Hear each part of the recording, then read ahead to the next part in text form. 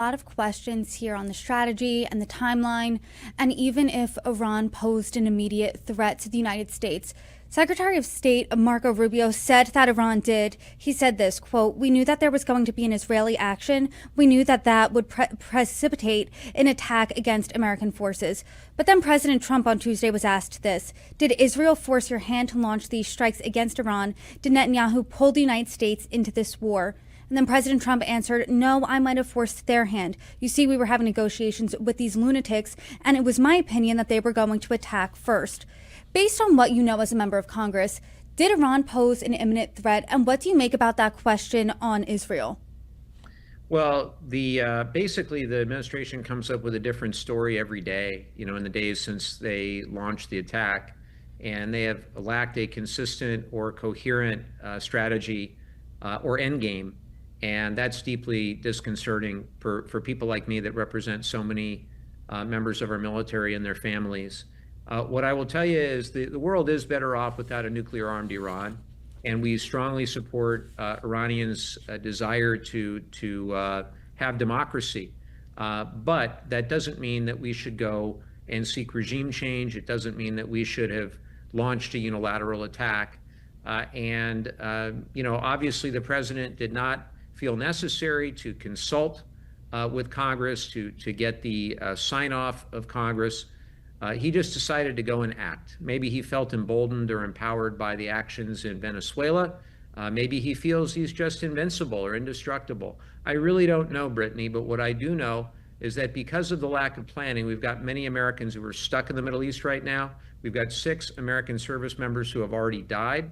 And the president, in a cavalier way, says, well, maybe we'll wind up with somebody just as bad in Iran in 5 years from now.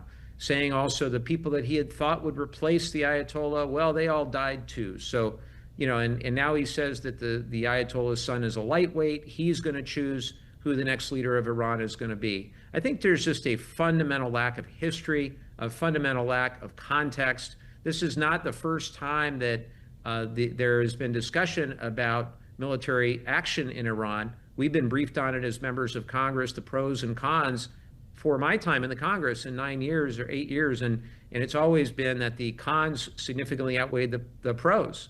If you open up Pandora's box and you lead to a broader regional conflict that further involves American men and women who are serving overseas, that's something that I don't think the American people have bargained for. And I think the president, when he ran, he said we were going to end these forever wars. Instead, he may be starting a brand new one. And that's deeply, deeply antithetical to what MAGA was supposed to be about in the first place.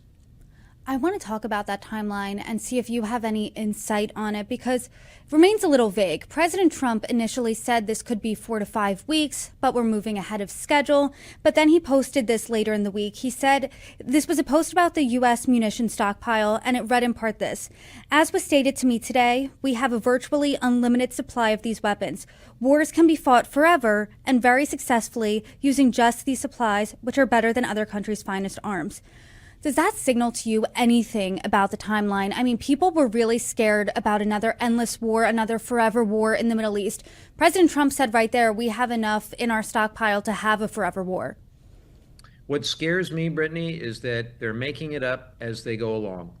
We are witnessing the whims of the President of the United States dictate our day-to-day foreign policy without a clear and coherent strategy or endgame.